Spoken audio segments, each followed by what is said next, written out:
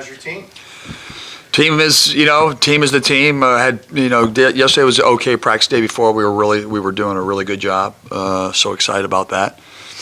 Ball was popping. Defense was rolling. So, when you play these teams you've already played, you have the answers to the test. And so, having that another opportunity to be at home and to play one of the top teams in the league is a great opportunity. Coach, the Board of Regents gave the thumbs up for the basketball Yep. facility. Yep. How does that help you in recruiting, retaining, keeping the best talent here? Well, I think it's really important. There's the recruiting element, which is the arms race, right? And so we were one of the only schools in the country in the Power Five that didn't have one. So it's a great big time commitment. Number one. Number two, student athlete performance. I mean, I was part of when we built the Mello Center, and you saw how, you came in, you did study table, you ate, your locker room, everything was one-stop shop, and we saw our grades shoot up. We played better. You weren't worried about scheduling aspects, and it gave men's and women's hoops a home and something to be, really excited about. I was telling somebody earlier, I remember getting my first new shirt, and I have a little skinny neck of the 15 and a half, and it was hard to buy a shirt sometimes that fit. And I remember getting that custom shirt the first time, and you put it on, and you're like, okay, all right. You kind of look at it, you're like, that's pretty good. And so look good, feel good, perform well. And so it's not just basketball. I think it's performance in all their areas of their life, which is a big thing. When you signed on here, Yeah. was that ever a consideration? Was that ever in the periphery that you knew that could? No, not that. I think there was always the idea of that. That's a possibility down the road. But there's a lot of always possibilities, and then there's get it done. And we're lucky to have a great leader in Jen Cohen that has done an incredible job. Men's football, basketball, all the programs here, and so the commitment of being able to do something like this is just incredible. And it's going to give our student athletes an unbelievable ability to reach potential in all areas of their life, and that's what you're trying to do. You hear stories like when coaches are involved in the process of developing these kinds of things. You hear Coach Harbaugh when he was at Stanford, had like a shower or something in his personal stuff. Do you talk about these things? I mean, do you get it? No, I mean we don't. There was no drawings. There was no anything other than let's see if we can do it. And people were believing in what we're doing. Believe in our leader, and Jen's been amazing, and they were able to do it, which is so exciting. It shows the commitment, it shows what it can be, and that's what's, I think, so inspiring and exciting. Has she given you an idea as far as input, what you can? I'm sure I will have some, but our thing was even when I took the job, okay, if we get it, great. If we don't, great. Let's do this thing. Let's play, and to be able to have some early success and to have that commitment is a great thing, because that's the belief of where we can be and where we can grow and go. And so, listen, really, really excited. First time you played Stanford, they were 13-2. They were on top of the conference. Yep. Now they have 7 losses. Is this kind of a Pac-Man league this year? You know what? It is. There's so much parity in the league this year, and so many good teams, so many good coaches, and there's so many highs and lows. You look at some of the teams just even across the country. They can spike and go down, and that's a great thing, I think, with the parity of college hoop. That's what makes college basketball so great. That's what makes the NCAA tournament so great. Anyone can win it. Anybody can get to that Final Four. That's what makes it cool. And so I'm excited for the Pac-12. I wish, obviously, we were playing our best and up at that level right now. But we believe we can still get on a run. I mean, we've got a talented team. We've been there. We're playing all teams that we've played before. Let's improve. Let's get better, and hopefully, we can get on a run. Your downturn started with Stanford. Yep. And it was spurred on by Quad A becoming eligible. Sure. Has your team had to work through issues with, say, trust and things like that? Because you can't just put it all on his back, but it kind of got ignited by his situation. Have your guys been angry about it, or had to work? No, I think. Listen, I felt like even when Quad A went out, like we're going to be fine.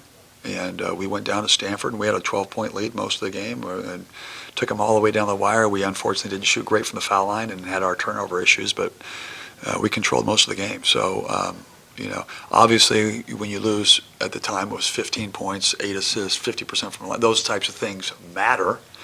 But we've played good enough to beat the best teams in the league, and so That was a tough one.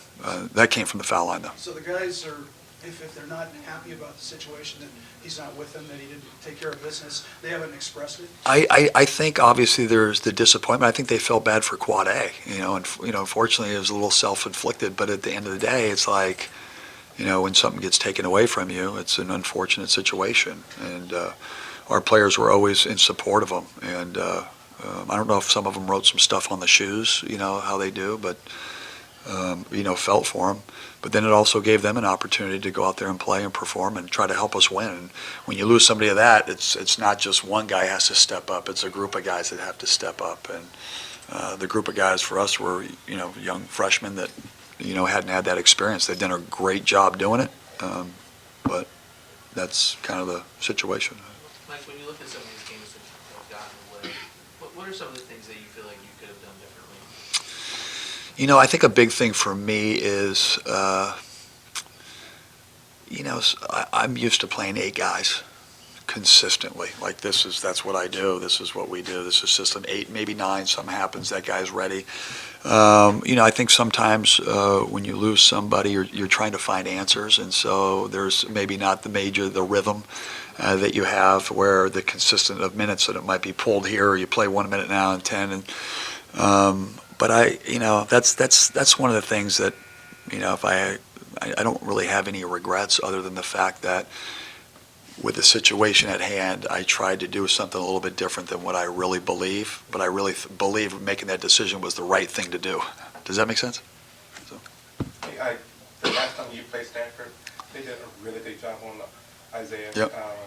Anything in particular that they did, and anything that you'll have to tweak on and going?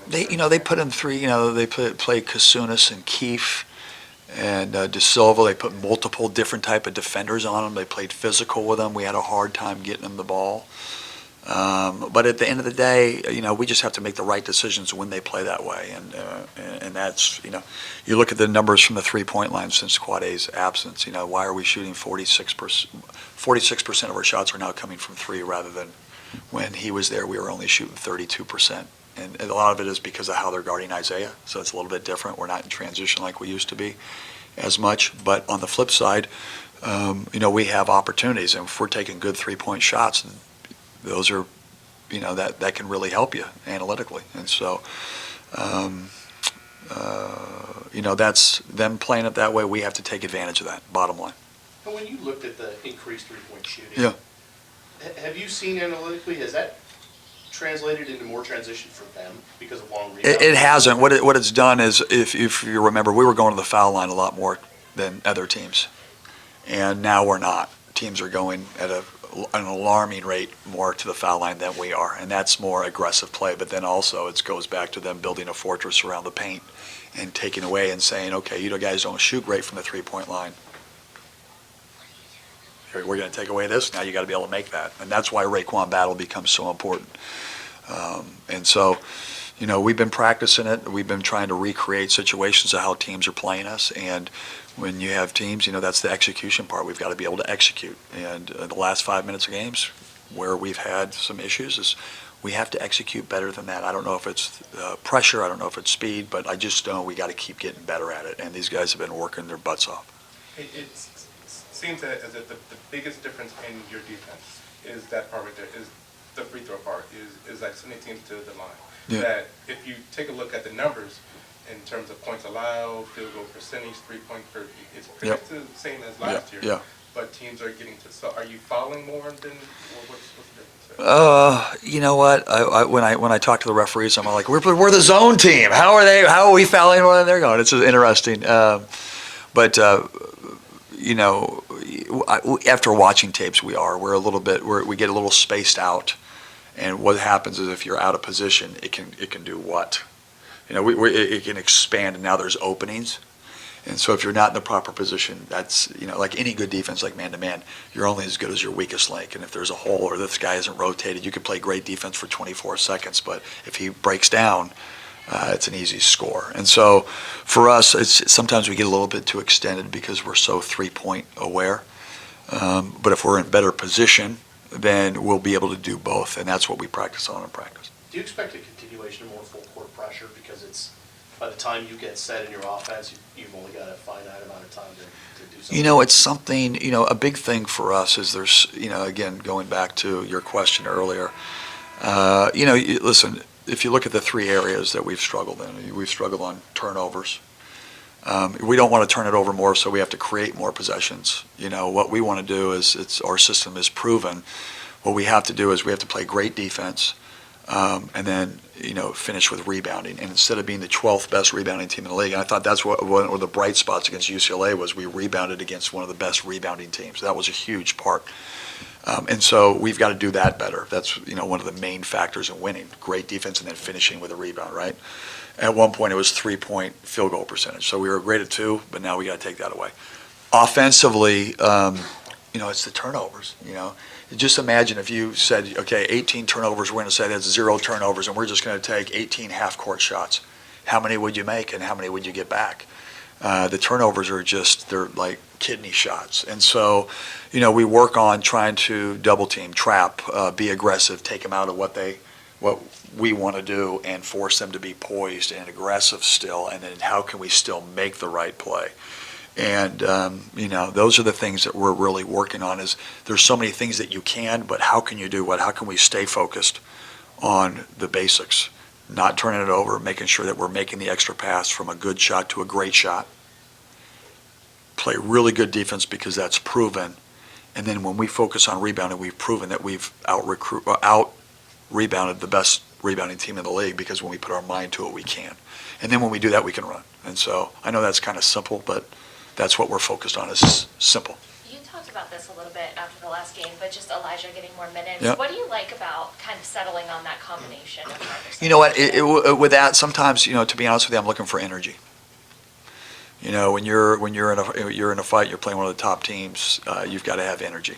And sometimes guys portray energy and some guys don't. And sometimes you're just trying to find that spark. And Elijah, you know, his thing is he's a Ferrari, but sometimes that Ferrari doesn't have brakes, you know. And so sometimes it's like, okay, can you put it in neutral? And, you know, you're in the Autobahn and you're, you know, like just slow down. And so, you know, but that's part of the teaching process. But he brings a lot of elements to the game from really aggressive defense to getting the ball and just speeding it up the court. Now it just goes back to slowing down and making sure that, you know, the team doesn't follow that speed, you know. Last one, guys. And like these past few games, the things that you've seen from Marcus are what? It seems that early on that people didn't really have a good read on him, and he got his shot up, and he did a really good job. But lately, it seems like teams have kind of not figuring him out, but have taken away his strength. I think there's two really horrible things about Marcus. Number one is he's wearing black socks right now, and number two is he's got really tight shorts, and that's the new trend of today. You know, Marcus made you laugh. Better than crying, right? Marcus is, you know, Marcus has done an incredible job. You know, running the team. You know, even in the UCLA game, a couple when we got up 12 early, he made the 2 plays that, you know, kind of got us going. And but he's done a tremendous job.